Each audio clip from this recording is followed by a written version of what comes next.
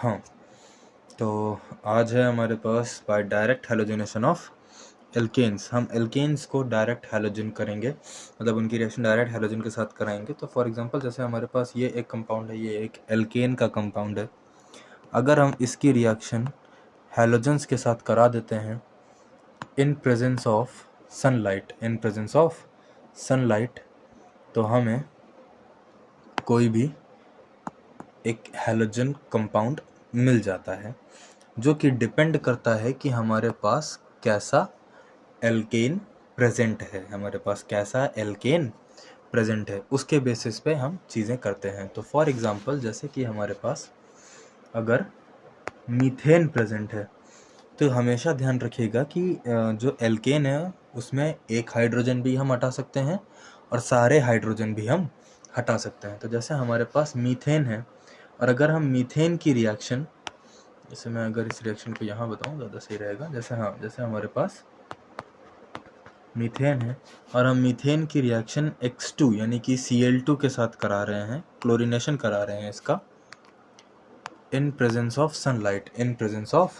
Sunlight, तो एक hydrogen यहाँ से और एक क्लोरीन यहाँ से निकल जाएगा और वो क्या बना लेगा, HCl बना लेगा, और CH3Cl as a major compound हमको मिल जाएगा। CH3Cl का नाम क्या होता है? CH3Cl का नाम होता है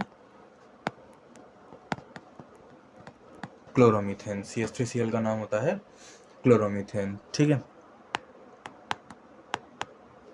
और उसके बाद अगर जैसे हमारे पास हम CH3Cl को फर्दर हाइड क्लोरीनेट करा दें, अगर हम CH3Cl को फर्दर Cl2 के साथ रिएक्शन करा दें, तो यह बन जाता है CH2Cl2 और प्लस में HCl। अब CH2Cl2 का नाम क्या होता है? तो CH2Cl2 का नाम होता है, इसमें 2 क्लोरीन है, तो 2 क्लोरीन के बेसिस पे नाम बन जाएगा डाइक्लोरोमीथेन। 2 क्लोरीन के बेसिस पे नाम क्या बन जाएगा? डाइक्लोरोमीथेन। ओके, नाउ अगर हमारे पास हम CH2Cl2 को वापस से क्लोरीनेट करा दें इन प्रेजेंस ऑफ सनलाइट, तो फिर से एक हाइड्रोजन एक Cl निकल जाएगा, वो बना लेगा CHCl3 और प्लस में HCl। और CHCl3 का नाम क्या होता है? CHCl3 is commonly known as chloroform. CHCl3 is commonly known as chloroform, या फिर और क्या बोल सकते हैं इसको? तो और हम बोल सकते हैं ट्राइक्लोरोमीथेन। क्या बोल सकते हैं इसको?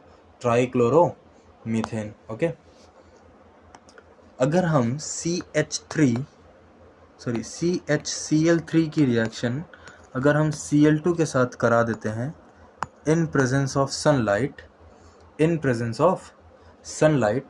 तो हमको CCl4 मिलता है। क्या मिलता है? CCl4 मिलता है एज अ मेजर प्रोडक्ट। और CCl4 का नाम क्या होता है? CCl4 का नाम होता है कार्बन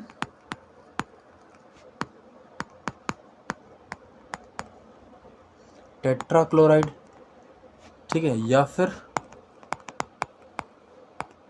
टेट्राक्लोरोमीथेन, या फिर टेट्राक्लोरोमीथेन, तो ये नाम होता है, ठीक है। यहाँ तक समझे? अब एक चीज़ आती है कि अगर हम CH4 की रिएक्शन Cl2 के साथ करा दें इन प्रेजेंस ऑफ सनलाइट, तो what is the major product? पूरी एक इक्वेशन कैसे लिखोगे? तो वो होता है CH3Cl plus CH2Cl2 plus CHCl3 and plus CCl4, ठीक है। तो ये एक पूरी रिएक्शन बनती है हमारे पास, ठीक। क्या? CH3Cl plus CH2Cl2 plus CHCl3 plus CCl4, ठीक है।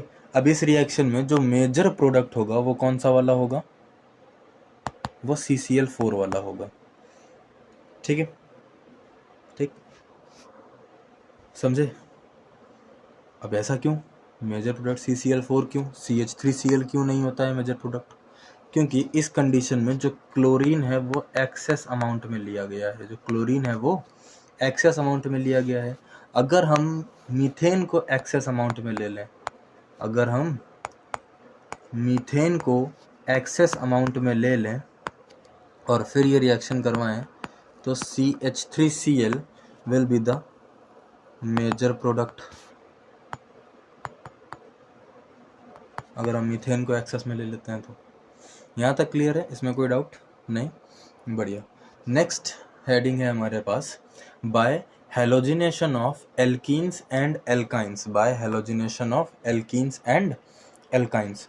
तो जैसे कि हमारे पास कोई एक एल्कीन है, लाइक ये है हमारे पास एल्कीन है, ठीक है, या फिर कोई एक एल्काइन है, लाइक ये हमारे पास एक एल्काइन है, ठीक है।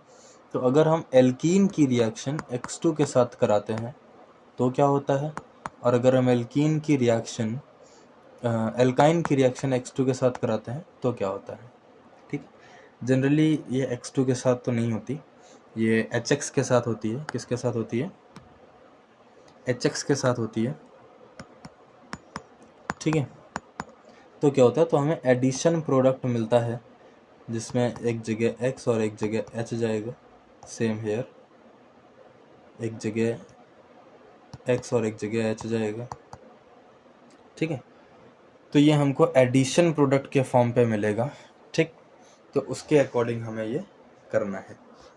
जैसे कि हमारे पास एल्कीन है, CH2 डबल बॉन्ड CH2, ये हमारे पास एल्कीन है, ठीक है। और हम इसकी रिएक्शन करवा रहे हैं बाय HCl या फिर HI, बाय HCl या फिर HI। तो हाइड्रोजन और क्लोरीन के बीच बॉन्ड हटेगा, इधर से कार्बन कार्बन के बीच का बॉन्ड टूटेगा, इधर से कार्बन और कार्बन के बीच का बॉन्ड टूटेगा, तो एक कार्बन पे हाइड्रोजन, दूसरे कार्बन पे क्लोरीन लग जाएगा। तो जिस पे हाइड्रोजन लगेगा वो बन जाएगा CH3, जिस पे क्लोरीन लगेगा वो बन जाएगा CH2Cl, ठीक है। ये चीज़ें, ठीक। अगर हम एल्काइन का इसी तरह से रिएक्शन करवाते हैं, एल्काइन की रिएक्शन करवाते हैं, तो वो क्या बनेगी, जैसे CH ट्रिपल बॉन्ड CH है और इसकी रिएक्शन हम करवा रहे हैं HCl के साथ। किसके साथ करवा रहे हैं? HCl के साथ इसकी रिएक्शन करवा रहे हैं, ठीक है।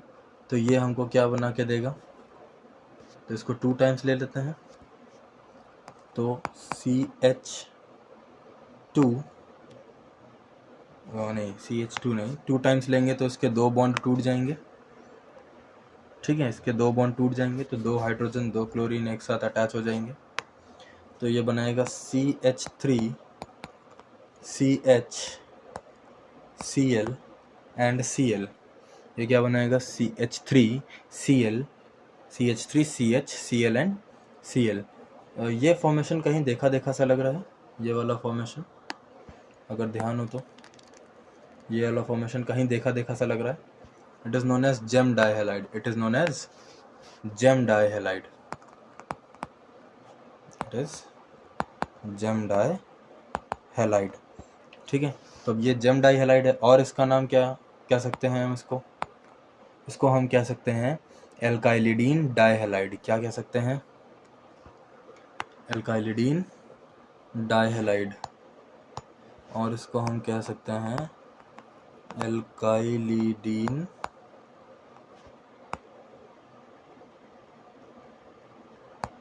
डाइहेलाइड, ठीक है। नहीं आया नहीं आया नहीं आया,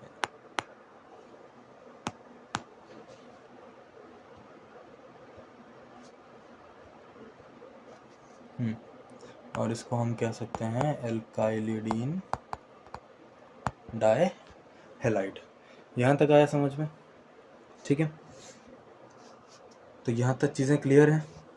ओके, नेक्स्ट है हमारे पास मार्कोनी-कोव्स रूल, मार्कोनी-कोव्स रूल। तो इसमें साफ साफ बोला गया है, यहाँ पर क्या था कि जो एल्कीन्स थे ये सिमेट्रिकल हैं, जो एल्कीन्स हैं वो कैसे हैं, सिमेट्रिकल हैं। अगर अनसिमेट्रिकल एल्कीन्स होते हैं तो उसमें मार्कोनी-कोव्स रूल लगने लगता है। तो in case of unsymmetrical alkenes, in case of unsymmetrical alkenes, the negative part is attached to that carbon which has lesser number of hydrogen। तो फॉर एग्जांपल हमारे पास ये एक कंपाउंड है, ठीक है, ये प्रोपीन है, ये क्या है, ये प्रोपीन है। प्रोपीन लिखोगे कैसे, तो देख लो, CH3CH डबल बॉन्ड CH2, ये प्रोपीन है, ठीक। इसकी रिएक्शन हम HBr से करवा रहे हैं। किससे करवा रहे हैं, HBr से इसकी रिएक्शन करवा रहे हैं, ठीक है। कोई भी हमने कैटलिस्ट नहीं लिया है।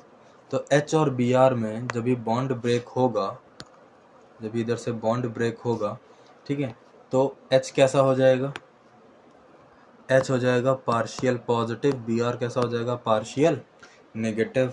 और क्या कह रहा है स्टेटमेंट, क्या कह रही है स्टेटमेंट, कह रही है कि निगेटिव पार्ट, तो निगेटिव पार्ट कौन सा होगा बेटा, नेगेटिव पार्ट होगा ये Br वाला, ठीक है। तो negative part is attached to that carbon which has less number of hydrogen. अब ये दोनों डबल बॉन्डेड कार्बन जो आपने लिए हुए हैं, ये दोनों डबल बॉन्डेड कार्बन जो यहाँ पर हैं, इसमें कम हाइड्रोजन किसके पास हैं, ये वाले कार्बन पे हैं या ये वाले कार्बन पे हैं, ये वाले कार्बन पे कम हाइड्रोजन है। तो नेगेटिव पार्ट कहाँ अटैक करेगा, ये वाले कार्बन पे अटैक करेगा। तो नेगेटिव पार्ट का अटैक कहाँ होगा, इस वाले कार्बन पे होगा, और पॉजिटिव पार्ट का अटैक कहाँ होगा, इस वाले कार्बन पे होगा, ठीक है। तो ये क्या बना लेगा, ये बना लेगा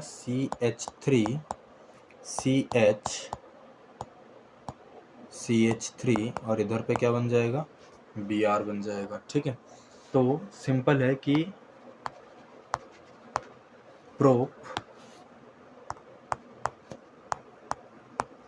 1 इन से हम 2 ब्रोमो प्रोपेन की फॉर्मेशन कर सकते हैं। प्रोप 1 इन से हम 2 ब्रोमो प्रोपेन की फॉर्मेशन कर सकते हैं। HBr की जगह हम HCl का भी इस्तेमाल कर सकते हैं, HBr की जगह हम HCl का भी इस्तेमाल कर सकते हैं, ठीक है, समझे। और अगर HCl नहीं लेना चाहते हैं तो हम H2SO4 का भी यूज़ कर सकते हैं, हम H2SO4 का भी यूज़ कर सकते हैं। ये चीज़ क्लियर है। अगर हम HBr नहीं लेना चाहते हैं तो HBr की जगह हम HCl या फिर H2SO4 का यूज़ कर सकते हैं, वो भी एक मार्कोनी-कोव्स रूल है। लेकिन अगर हमें हैलोजन लगाना है तो हम HBr या फिर HCl का ही इस्तेमाल करना पड़ेगा, ठीक है। Next is peroxide effect, peroxide effect या फिर इसको हम बोलते हैं खराश इफेक्ट, या फिर इसको हम बोलते हैं एंटी मार्कोनी-कोव्स रूल। एंटी मार्कोनी-कोव्स रूल का मतलब है कि मार्कोनी-कोव्स रूल में क्या होता था, जिस कार्बन पे कम हाइड्रोजन होगा वहाँ पे नेगेटिव पार्ट अटैच होगा। But in presence of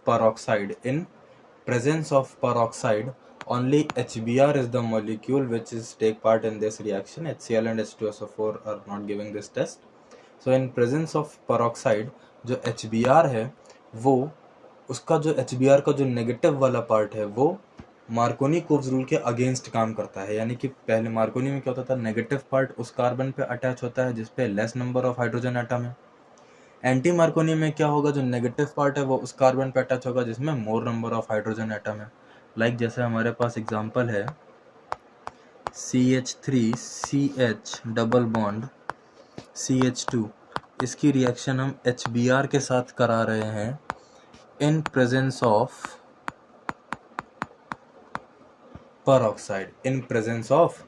peroxide, तो इसमें नेगेटिव वाला पार्ट क्या है, Br is the negative part, hydrogen is the positive part. तो एंटी मार्कोनी के अगेंस्ट काम मार्कोनी के अगेंस्ट काम करता है एंटी मार्कोनी। तो Br वाला पार्ट मार्कोनी में कहाँ अटैच होता था, Br वाला पार्ट मार्कोनी में यहाँ अटैच होता था, ठीक है। तो एंटी मार्कोनी में कहाँ अटैच होगा? एंटी मार्कोनी में यहाँ वाले कार्बन पे अटैच होगा और हाइड्रोजन यहाँ वाले कार्बन पे अटैच होगा। तो ये क्या बन जाएगा? ये बना लेगा CH3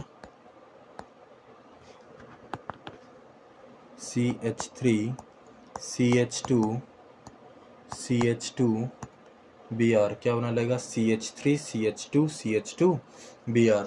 नाम क्या हो जाएगा? इसका नाम है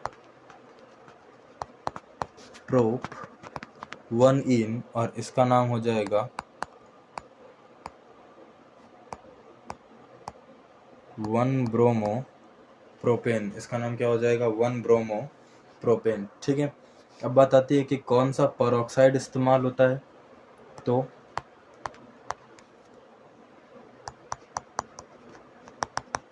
जो परऑक्साइड इस्तेमाल होता है वो ज़्यादातर होता है बेंजोइल परऑक्साइड। क्या होता है वो? बेंजोइल परऑक्साइड, ठीक है। फॉर्मूला क्या होता है उसको हम, इसके फॉर्मूले को हम दो तरह से लिख सकते हैं। पहला C6H5CO,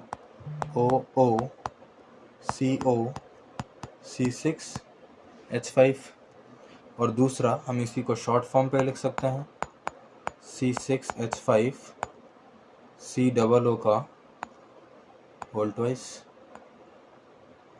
C6H5COO का होल ट्वाइस। तो हम इस दो तरह से हम इसके फॉर्मूले को डिटरमाइन कर सकते हैं, ठीक। समझे या नहीं समझे? समझे? तो हमारे पास ये दो मेथड हैं इस फॉर्मूले को बनाने के।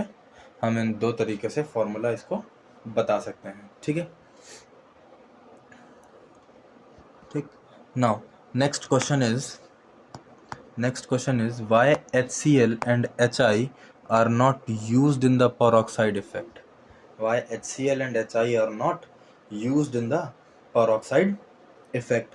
तो आंसर भी उसका दिया हुआ है कि because the bond strength of HCl and HI are stronger than HBr. That's why they do not give peroxide effect. Bond strength peroxide के केस में होती है, नॉर्मली नहीं होती है। peroxide के केस में HCl और HI की बॉन्ड स्ट्रेंथ HBr से ज़्यादा होती है, इसलिए ये peroxide इफेक्ट नहीं शो करते हैं, ठीक है। नेक्स्ट है बोरोडीन हुंट्स-डीकर रिएक्शन। नेक्स्ट कौन सी रिएक्शन है? Borodin Hunsdiecker reaction. Borodin Hunsdiecker reaction क्या कहता है? कहता है कि silver salt of fatty acid are heated with bromine in presence of carbon tetrachloride to produce haloalkane. अच्छा, व्हाट आर फैटी एसिड्स? तो fatty acids are the carboxylic derivative of hydrocarbon. Fatty acids are the carboxylic derivatives of hydrocarbon, ठीक।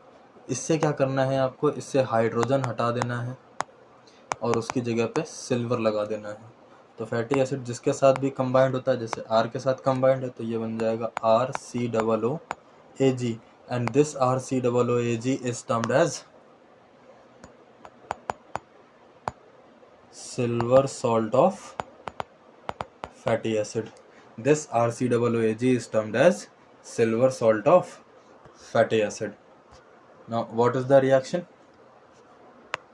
So the reaction is like हमारे पास है R की जगह हम ले लेते हैं CH3, so it is CH3COOAG silver acetate। इसकी रिएक्शन हम करवा देते हैं Br2 के साथ। किसके साथ? Br2 के साथ in CCl4, ठीक है। तो एक ब्रोमीन यहाँ से, एक सिल्वर यहाँ से निकल जाएगा, क्या बना लेगा? बना लेगा AgBr, ठीक है। प्लस ये CO2 ये पूरा निकल जाएगा, क्या बना लेगा?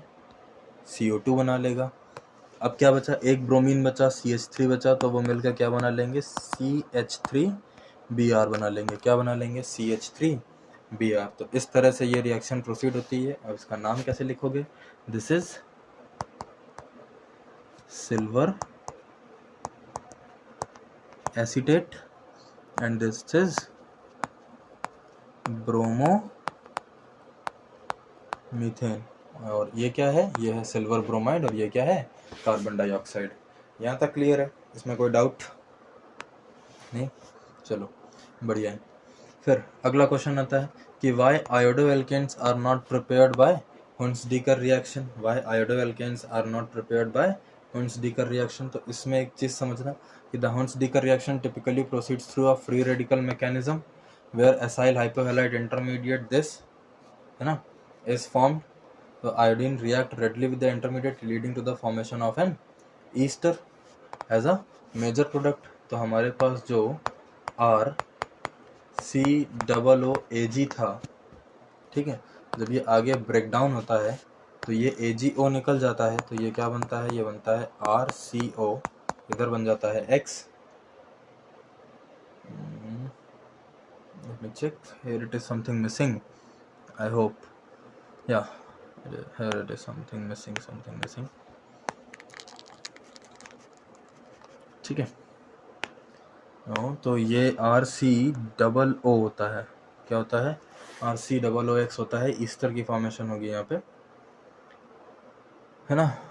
तो ये ग्रुप बनता है, ठीक। तो होता क्या है कि जो RCOOAg वाला पार्ट है उससे Ag हट जाता है, Ag हट जाता है, उसकी जगह X आ जाता है, तो ये बना लेता है RCOOX। अब X की जगह कोई दूसरा भी कंपाउंड आ सकता है, तो ये एक ईस्टर की फॉर्मेशन करता है। किसकी फॉर्मेशन करता है, ईस्टर की फॉर्मेशन करता है। तो ध्यान से समझना, ठीक है, कि हमारे पास पहले क्या था, RCOOAg था, इसकी रिएक्शन X रेडिकल से हो रही है, इधर से बॉन्ड टूटेगा तो Ag वाला पार्ट हट जाएगा, X वाला पार्ट O पे अटैक कर जाएगा, ठीक है।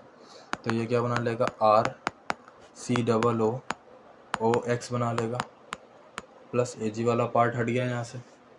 अब ये जो फॉर्मेशन हुई है ये एक ईस्टर की फॉर्मेशन है। किसकी फॉर्मेशन है, ईस्टर की फॉर्मेशन है, ठीक।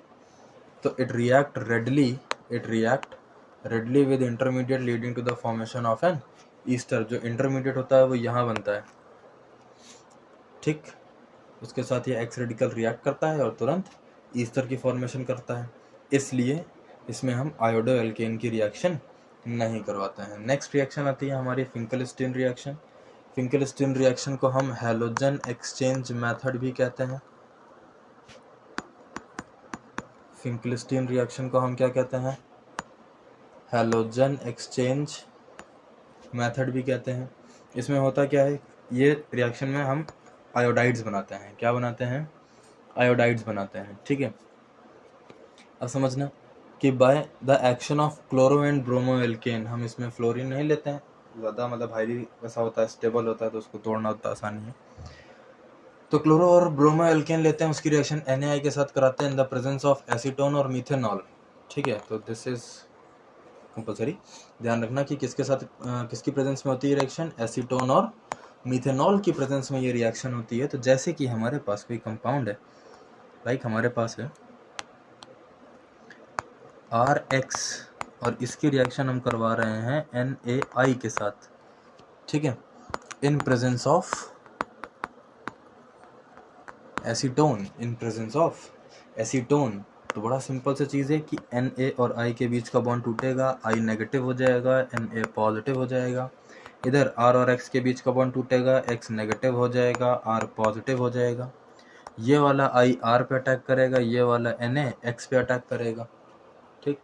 इस तरह से ये रिएक्शन आगे प्रोसीड होगी और ये क्या बना लेंगे, RI बना लेंगे प्लस NaX बना लेंगे। क्या बना लेंगे, RI बना लेंगे प्लस NaX बना लेंगे। अब रिएक्शन समझना, एसीटोन भी हो सकता है, मिथेनॉल भी हो सकता है, कुछ भी हो सकता है। तो जैसे कि हमने कंपाउंड लिया, ये मैं हटा देता हूँ यहाँ से, एरो थोड़ा सा, ठीक है।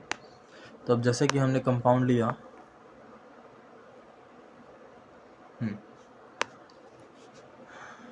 CH3Cl और इसकी रिएक्शन हमने कराई NaI के साथ। किसके साथ, आई के साथ कराई इन प्रेजेंस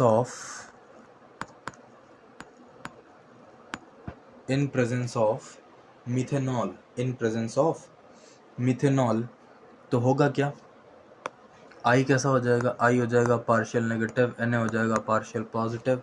अब ये आई वाला जो पार्ट है ये कहाँ रिएक्ट करेगा, ये रिएक्ट करेगा सी पे, Na वाला किस पे रिएक्ट करेगा, Na वाला Cl पे रिएक्ट करेगा।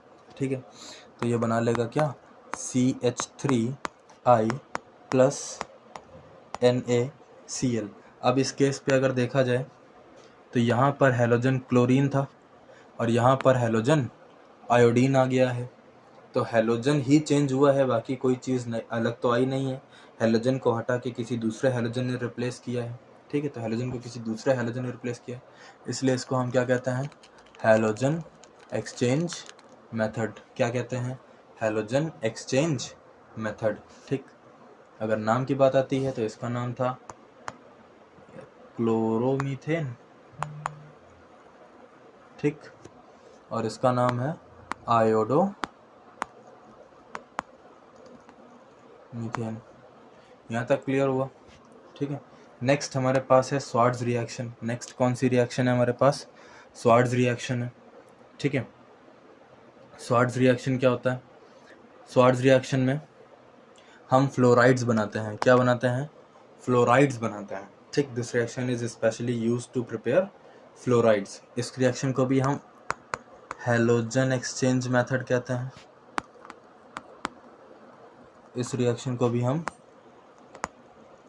हैलोजन एक्सचेंज मेथड कहते हैं। अब रिएक्शन कैसे होती है, जैसे कि हमारे पास RX करके कोई कंपाउंड है जहाँ पे X हमारा क्या हो सकता है, Cl, Br और I कुछ भी हो सकता है यहाँ पर, और इसकी रिएक्शन हम करवा सकते हैं AgF, मेटालिक फ्लोराइड्स के साथ हम इसकी रिएक्शन करवा सकते हैं। ठीक, तो ये हमको RF बना के देगा और प्लस AgX निकल जाएगा। ठीक है, हमको RF बना के देगा प्लस AgX निकल जाएगा। ठीक है, तो R क्या है, जैसे हमारे पास R है CH3 और X में हमने लिया Cl और उसकी जगह हमने AgF यूज़ किया, तो ये हमको देगा CH3F प्लस AgCl। अब हमेशा ज़रूरी नहीं है कि हम हर टाइम AgF ही यूज़ करें, तो हम AgF की जगह SbF3 का भी इस्तेमाल कर सकते हैं। ठीक है, और SbF3 नहीं समझ में आ रहा है तो हम COF3 का भी इस्तेमाल कर सकते हैं। कोबाल्ट ट्राईफ्लोराइड है ये, COF3 है। ठीक, अगर ये भी नहीं समझ में आ रहा है तो हम AsF3 का इस्तेमाल कर सकते हैं, आर्सेनिक ट्राईफ्लोराइड। अगर ये भी नहीं समझ में आ रहा है तो हम Hg2F2 का भी इस्तेमाल कर सकते हैं। और अगर ये नहीं समझ में आ रहे हैं, इसमें से भी कोई नहीं समझ में आ रहा है, तो हम इसके अलावा SbF5 का भी इस्तेमाल कर सकते हैं। ठीक है, तो ये कुछ हमारे स्पेसिफिक रीजेंट्स होते हैं जिनको हम यूज़ कर सकते हैं अपार्ट फ्रॉम AgF। AgF के अलावा भी हम कुछ कंपाउंड्स को यूज़ कर सकते हैं, वो हमारे ये वाले हैं। ठीक, तो आज के लिए इतना ही। अब नेक्स्ट लेक्चर हमारा फिजिकल प्रॉपर्टीज़ ऑफ हैलोल्केन से शुरू होगा और उसमें ये सारी फिजिकल प्रॉपर्टीज़ हम पढ़ेंगे, लेकिन आज सिर्फ मेथड ऑफ प्रिपरेशन करके ख़त्म करते हैं। अब